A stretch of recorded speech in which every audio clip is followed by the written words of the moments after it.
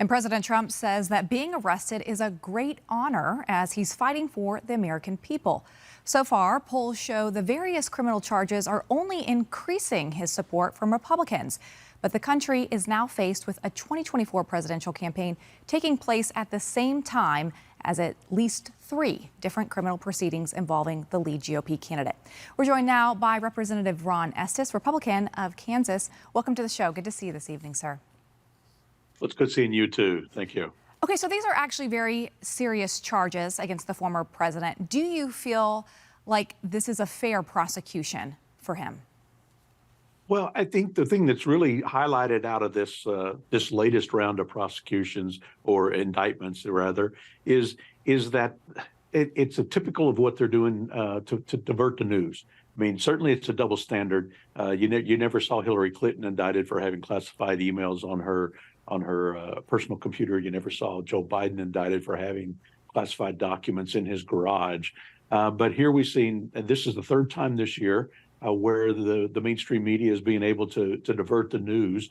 You know, earlier this week, Hunter Biden's business partner was on and talking about how Joe Biden participated in telephone conversations and was the linchpin of the family brand.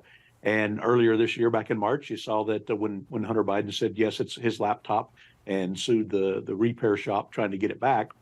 Then the next day, we found out that the Manhattan DA was going to prosecute President Trump. And then same thing in June. You saw when the information came out from the FBI documents about payments from Burisma to the Biden family business came out. And then right after that, President Trump was indicted. So, you know, it's a continuing story that they're trying to delay and really change the story and the narrative and not talk about what's really important to American people. And you are on one of those House committees that's actually investigating Hunter Biden on the House Ways and Means Committee. But I do want to ask you about this because Trump put out a truth on his Truth Social saying this morning.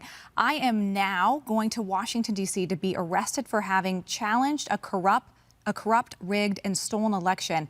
It is a great honor because I am being arrested for you. How is that playing with your constituents, Congressman? Well, I think what everybody wants and what we all should want as Americans is to have free and fair elections. Make sure that, I mean, there's always going to be some instances that happen in elections, but we want to make sure that we can rely on our election process and make sure that we have people elected to represent us moving forward. And so that's a point that echoes with my constituents across the district. And the other part is that, you know, there were people that made mistakes on January 6th. The people that went inside the buildings, they should not have done that. For whatever reason, they chose to do that. But there were thousands of other people who wanted to demonstrate peacefully, both on the Capitol grounds as well as at the White House grounds. And we should encourage that and continue to encourage that freedom of speech and the opportunity to protest and talk about the preferences and what we should do as American citizens. Do you feel like Trump's fate should be decided by the American voters opposed to a jury here? Well, it certainly is an indication of trying to interfere in the election with bringing up this indictment now. And, you know, the election season started. What we saw from the whistleblowers on my committee, on the Ways and Means Committee, they talked about they intentionally did not bring up information about Hunter Biden before the 2020 election because they knew it would impact the election. And, you know, those were decisions made by certain people in the Department of Justice and certain people in the FBI. Obviously, there's a lot of good agents in the FBI and a lot of people that want to do the right things in a Department of Justice. But we need to make sure that the right decisions get made and that we don't try to influence elections through mistakes or even political leanings and decisions made by people in positions where they shouldn't be making those decisions based on politics. What kind of precedent do you think that this creates, that we have a former president being indicted, his third indictment here, second federal indictment here? Are we entering a kind of a tit for a tat situation where if the future president is a Republican, they could try to do the same to the former president? It really is at risk through this process.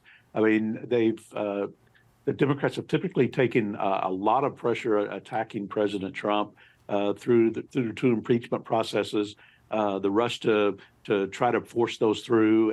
And now that we found out that there was a lot of information around the Russiagate aspects of what was brought up in the first impeachment, obviously that information wasn't true, and that there were certain people in the FBI that knew it wasn't true, but they didn't stand up for doing the right thing. And it's a sad state of affairs if we're going to end up turning into a tit for tat, as you said, in the political process. We need to make sure that there's a rule of law, and that everybody should follow the rules, and everybody should operate and live under the same rules, and they should be enforced evenly and not have a two-tiered enforcement system.